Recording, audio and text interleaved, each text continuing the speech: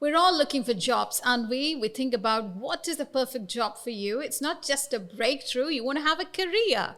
And how important it is to plan your education beforehand, or should you make transitions while it's going on? We got the right expert with us. He is Mohammed al Tamimi. It's Al Tamami. Mohammed al Tamami. Yes. So let us look into your career. Now you are co-founder.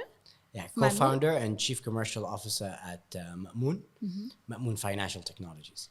And you want to recreate the financial sector. You want people to rethink. I'd like to say we're helping in reimagining how businesses access finance. True. And you've been quite successful at that as a team. I want to know, well, you've been in this room before. And that was way back when you were with Youth Observer.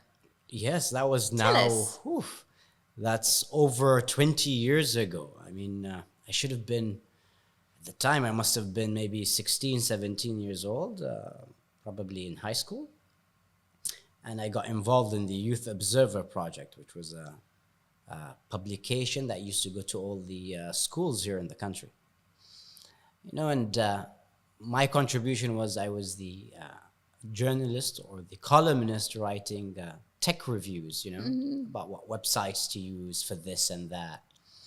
So there was a very general assumption that when I go to university, that I will fall into studying something within the tech space, like, IT, right, or computer science.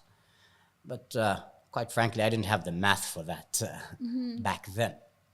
But when I worked... It's interesting you said back then, because Yes. people think that's it. Their life is done because they couldn't take up math in college. Because the irony is, today I'm very math-centric. I'm in the finance industry. Exactly. Right? You're dealing with numbers. Right? Something I would have not suspected back then. Right? Correct. And during the time I spent with Youth Observer, I got exposed into, media and journalism. So I was actually heading to university to do a degree in IT and IT and e-commerce.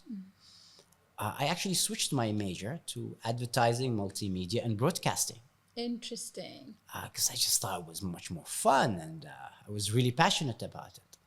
I had to learn skills like copywriting, Public speaking. planning for media, writing scripts for films, broadcasting, photography, all these sort of very tangible media industry kind of skills. And my major was media planning and strategy. And media planning and strategy is sort of like, those are the guys who decide how will a certain billion-dollar brand spend its media budget through which channels and make these kind And of the guide, decisions. yes. All right. And relative to, I think a lot of people make this mistake. They think, okay, I studied one thing, therefore I have boxed myself to pursue a career within that box. Today, in Mamun, for example, our head of operations is a chemical engineering graduate. Nothing to do with operations. But a chemical engineer is a pragmatic individual that is... Engineering has its own logic. Exactly, yes, very which is logical. applicable across industries. It's funny enough, some of the best salespeople in the world who coach and train people from all around the world, there is a statistic that shows they all tend to come from engineering backgrounds academically. And when I am asked, Mohammed, why?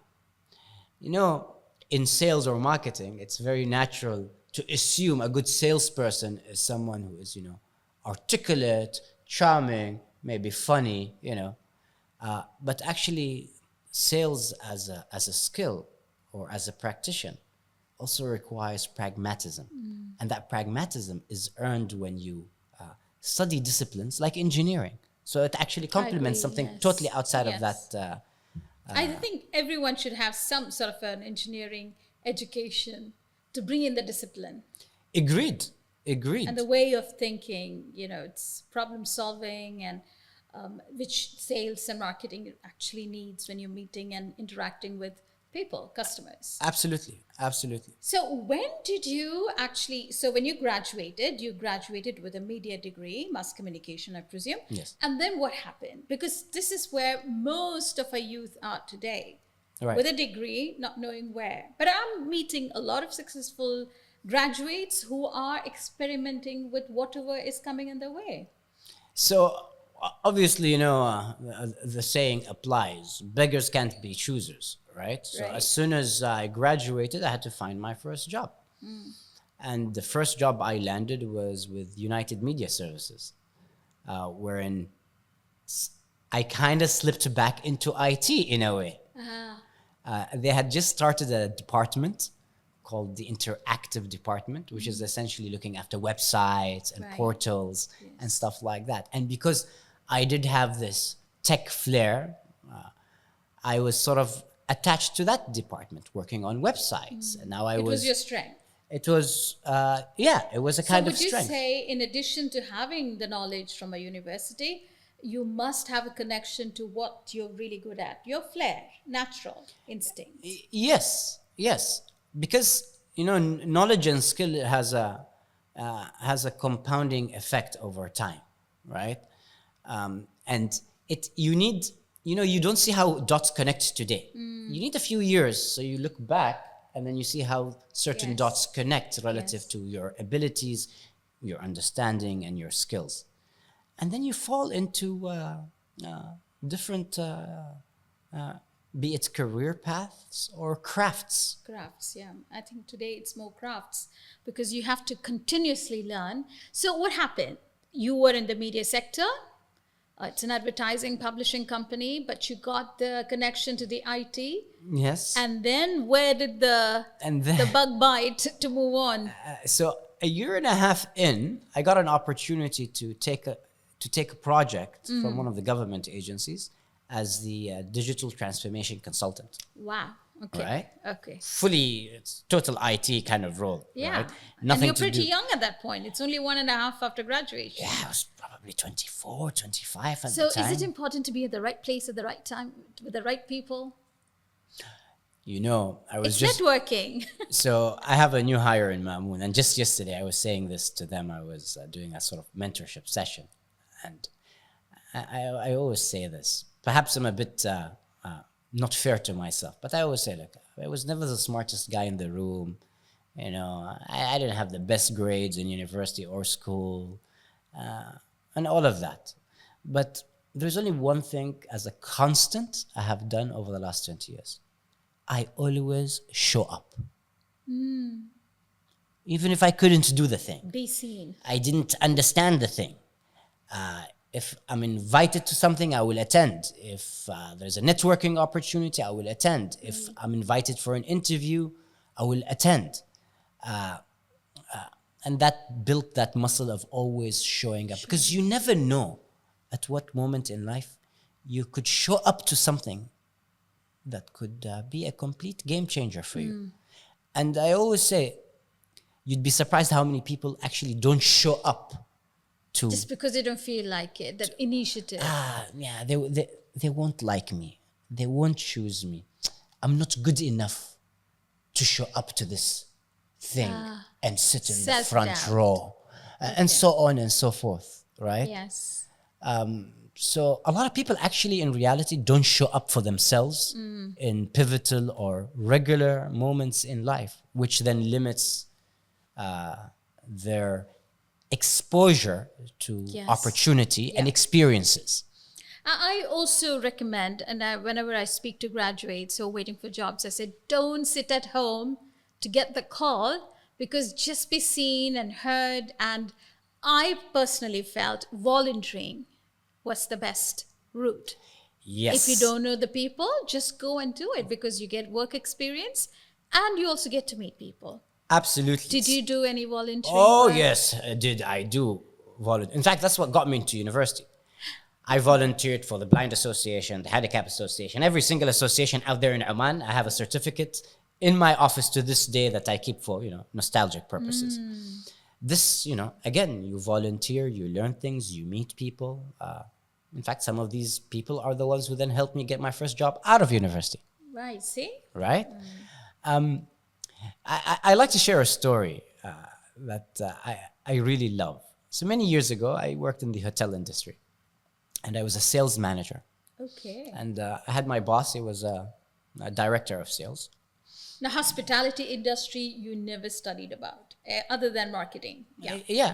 Okay. Yeah, Let's and continue. another industry, I Yes. apply compounded skills and knowledge, and I actually did very, very well because I started there as an e-commerce executive and Okay. looking after the online presence, and then I Right. moved into as a sales manager, and we had an opening for a junior salesperson in the department. There was this young man who used to work for a company that used to deliver the vegetables to the hotel. Okay. He had heard about the job. So what he did was, and where our offices are is not a place that anybody can access, let alone a delivery boy for the vegetables. But he found his way through our security, made his way all the way to our offices, walked into our director's office, Wow. and said, "Hey, I heard you guys have this opening. I want this job." And he slaps his resume on the table. I remember because my office was across the office from my director, and I saw the whole scene. And the director looked at him, and he looked at his resume, and it caught his attention. And you know what the young man said? He said, "I already have 2 offers from this brand and this other brand, but I really want to work for this property." He got hired. Right, so he took, So he did his own networking too. Yeah. To find the, access. and he showed up to the Yes, occasion. In yes. fact, one would say some might say in a very rude way, he found himself. But that alone, Showed his initiative. the job was for a junior sales guy. Yeah. This guy just sold his way into the job. Correct. You will hire that guy, Yes. right? Yes. So I love the story, and just as a note, he's currently a senior sales manager for one of the top brands, hotel brands in the country. So he carried on the career. Yes. He's highly sought after now. So you're interesting too. From media, you've moved on to different sectors. Now we're in the hospitality sector. What would you say to people who are looking for jobs today? This is a perfect example. But a lot of people don't have that confidence or may not know there's an opening because they're still fresh graduate. The one question people always ask you is, what's the experience? But you're a fresh graduate. Give me the break, So I'll share another real story. Okay. That relates to that. Same, I was in the hotel industry. I noticed the staff at the restaurant were giving extra attention to this young man. So I was curious, who's this young man? I said, "Oh, Mohammed, he's celebrating. He just got a job in one of the factories. He's a process engineer, but for the last year, he was our bus driver." So I was very intrigued. So I went to chat him up, And he was telling me, "Yeah, the reason I got the job is because I was a bus driver while trying to find a job." Because when he walked into the interview, he said that the interviewer said, "I've interviewed hundreds of people the past week, and everybody was a graduate with a process engineering degree, but you're the only one who actually did something over the past year instead of staying at home." And he got the job. This is what you call, where you was talking about compound knowledge. Whatever you do actually goes into your experience. Absolutely. Because not only, there is character building, there is skill building, there is craft building, and then there is knowledge building. And all these things, they tend to happen simultaneously. So in the case of the example I just offered, he demonstrated at the interview that he had the character to take any job until he found Right. the job that he actually wants, right? And that tells you volumes beyond a resume of a person. Right. Going into the entertainment industry, I was just watching a movie dialogue where Sylvester Stallone says, to summarize it, people, when they look at your degree, it's not whether what you studied, whether it's science or engineering or telecom, but actually you showed up for 4 years and managed to graduate. Yes. So it's that commitment what people are looking forward to. It's a demonstration of that commitment, and I think it's also more a demonstration of seeing something through. Because they've lasted those Yeah, 4 years. exactly. Committed. Exactly. What would you say is the problem when it comes to job opportunities? Have you been hiring? We've been hiring, What do you see? so we definitely look at character. I mean, we don't really look at. I mean, we've hired people who didn't finish their degrees. We really look at character. Okay. I personally always look for that showing up ability. Right. Right? Getting to the interview on time and seeing that they actually learned something from their previous experiences, be it training opportunities and other gigs they might have done. When I see a lot of idle time in a candidate, that to me is always What is an ideal time according idle to time. you? Oh, I graduated a year and a half ago. There's a waiting period. I'm looking for a job. So okay, in that 1 year and a half, what have you been up to, right? And if the response is not one that demonstrates a constructive attitude with what one does with their time, then that to me is a telltale sign of not the kind of characters or we like to hire or character we seek in candidates. Okay. So what do you suggest to those people who are graduated, waiting, and years and months are passing by? What should they do? I'm not going to tell them what they need to do. I think a lot of them. What would you do? I think a lot of them already know what they need to do, but they need to move into action. And they should be scared. It's a very competitive world today. And the amount of graduating talent is in the volumes. So little tips and tricks, I'd say. Fill that idle time. Don't be a job seeker. Be a bus driver. like that. Deliver goods for food delivery apps Yes. or others. Try selling something online, on Instagram. Have a hustle, Fill that time, because when you get called up on an interview and they don't see that you've attempted these things, That's worry. that's that already pushes you down the list, right? see. From hiring managers, whether in large companies or companies or startups like us or otherwise, right? So do you think startups, entrepreneurship is the answer for tomorrow's economy? There have been nations who have really indulged in entrepreneurships, SMEs. I don't like how mainstream the occupation of entrepreneurship is being made to sound, Okay. right? Like as if it was a job. Actually, no. Entrepreneurship is very hard. Yes. It's very difficult. So no, I don't think entrepreneurship is the solution to people seeking employment, because that's another level of personality traits, Right. right? And it requires training too. If you're an entrepreneur today, but you had jobs which give you the first-hand experience. But you'll also have to have the battle scars that I have over almost 2 decades. Did you? All right. Oh yes. You want me to take my dishdasha off? I'll show you. Lots of scars. Some of them are still bleeding.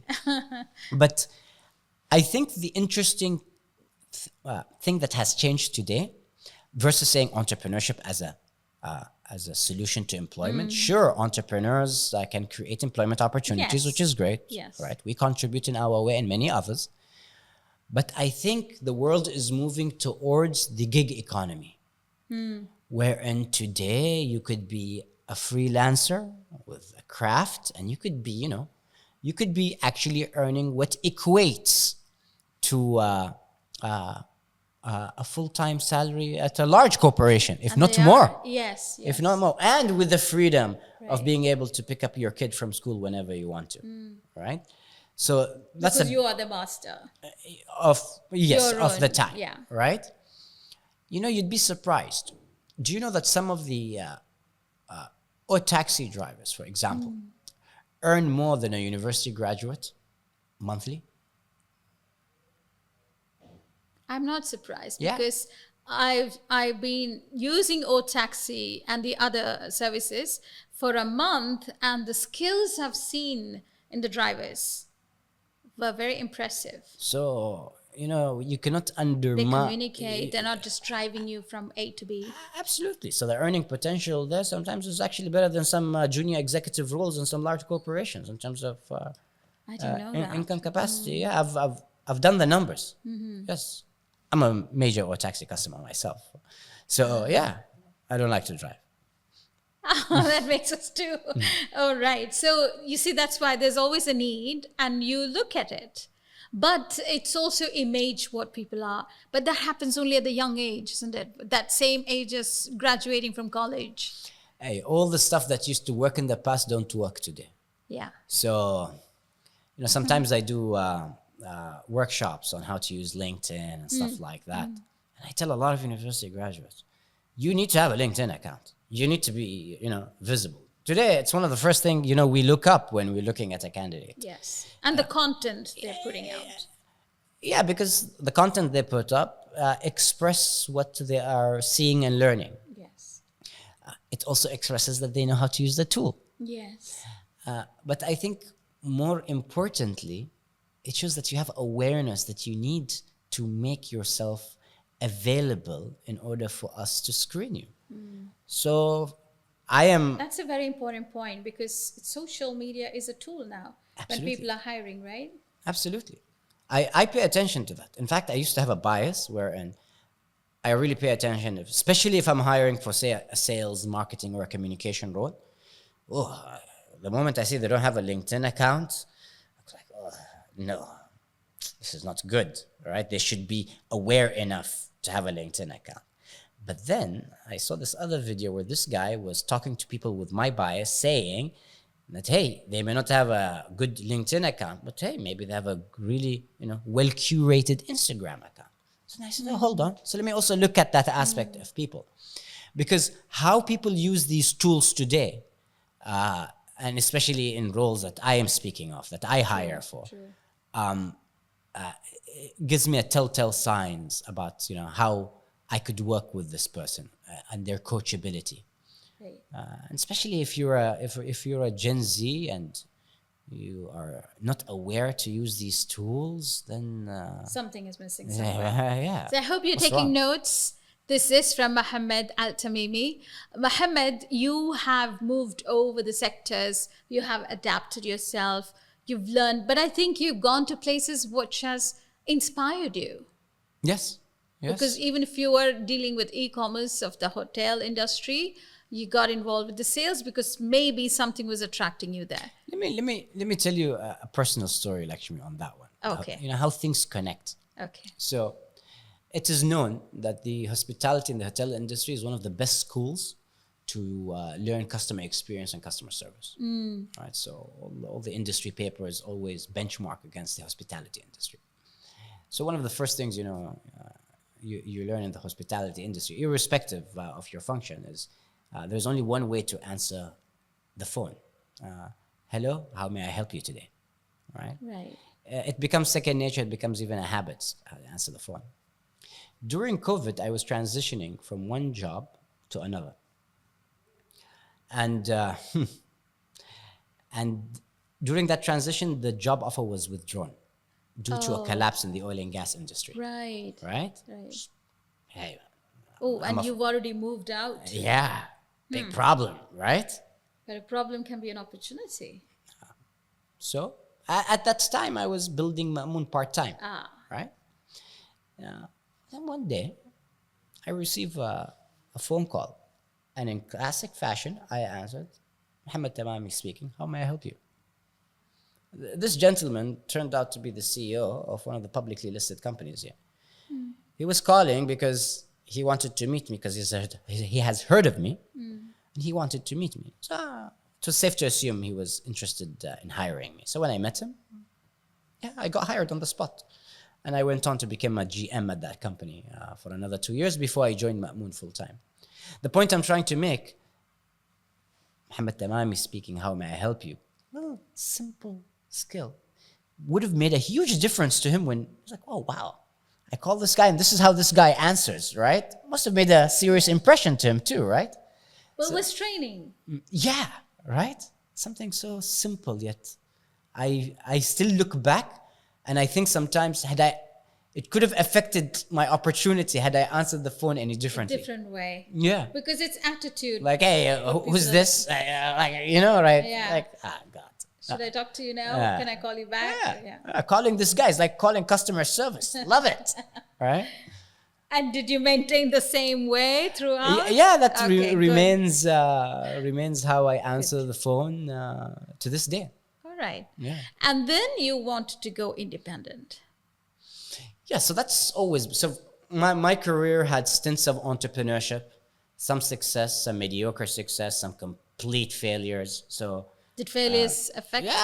yeah, they taught me a lot, right?